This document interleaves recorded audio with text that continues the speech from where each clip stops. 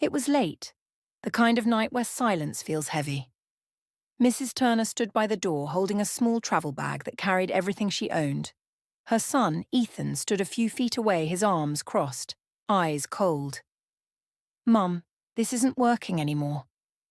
Melissa and I need space. You've overstayed your welcome," he said flatly. His words pierced through her heart like glass. She blinked hard, trying to process what she'd just heard. "Ethan, I'm your mother," she whispered, voice trembling. "I raised you alone." "Where will I go?" Before he could answer, his wife, Melissa, stepped forward with a smirk. "You'll figure something out." "You always do." Mrs. Turner turned to her granddaughter, Lily, who stood by the hallway clutching her teddy bear. "Grandma, are you going away?" the little girl asked softly. She forced a weak smile. "Just for a while, sweetie." Be good for Mommy and Daddy outside. The cold wind cut against her skin. She took one last look at the house she'd worked her entire life to help her son afford. And then the door shut in her face.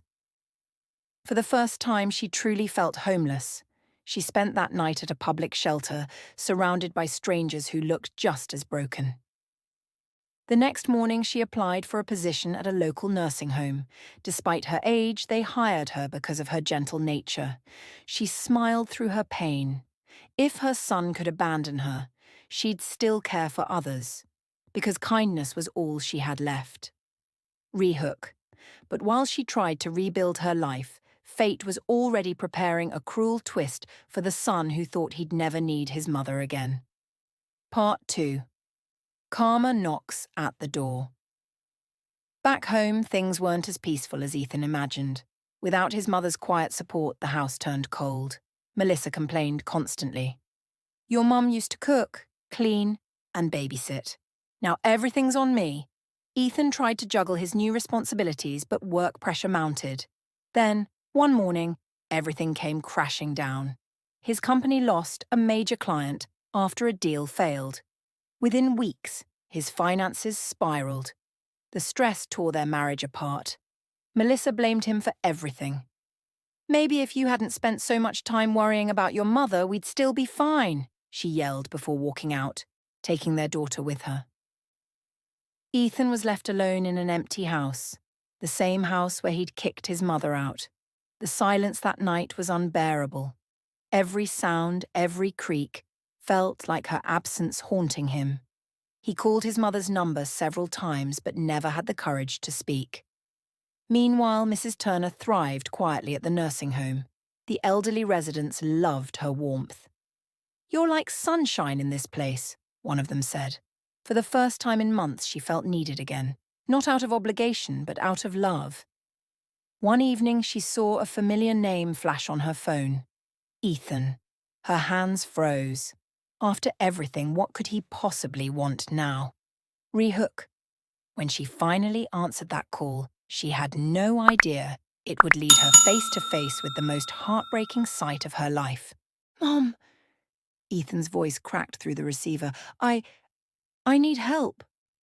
Mrs. Turner's chest tightened. "What happened?" He hesitated. "I lost everything. The business. Melissa left.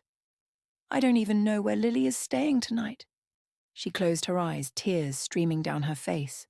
Despite the pain he'd caused, her mother's heart still responded first. "Where are you?" When she found him, Ethan was sitting alone on a park bench, hair messy, face hollow. The confident man who once ordered her to leave now looked like a lost child. "Mom, I'm sorry," he whispered. "I was so blinded by pride. By her." She placed a hand on his shoulder. "You were blinded by ego, son. But at least now you can see." He sobbed quietly. "Do you hate me?" She shook her head. "No, I don't hate you. I just hope you never forget what it feels like to be unwanted."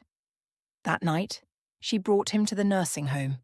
The staff welcomed him with open arms, offering a warm meal. For the first time in months, Ethan slept peacefully. But life wasn't done teaching him yet. The next morning, he woke to find that his mother had fainted during her shift. The exhaustion, the stress, the long hours. It had finally caught up to her. Ethan held her hand at the hospital, guilt crushing him like a weight he couldn't carry. Rehook. And as he prayed by her bedside, Ethan finally understood. The pain he gave her had come full circle. Mrs. Turner slowly regained consciousness. When she opened her eyes, Ethan was already holding her hand. "Mum, I don't deserve you," he said, voice breaking. She smiled weakly. "You don't have to deserve me, Ethan. You just have to remember me." After she recovered, Ethan refused to let her go back to the nursing home. He sold the house that once symbolized his pride and moved them into a small apartment, humble but full of warmth.